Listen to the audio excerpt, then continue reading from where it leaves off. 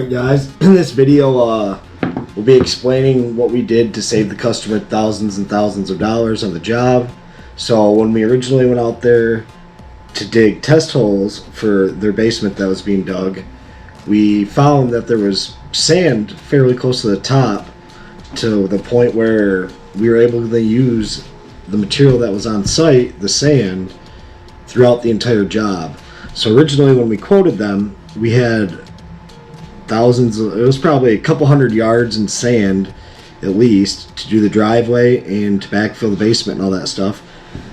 And what we were able to do is use the sand on site to remove all that trucking and materials cost from the original quote, and it was able to save the customer thousands of dollars.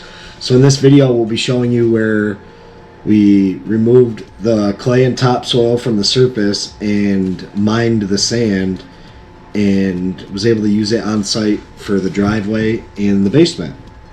And the sand we were mining in that video that we just posted was typically just for the driveway. So we just wanted to show you a reference of something you can do to save your customers money.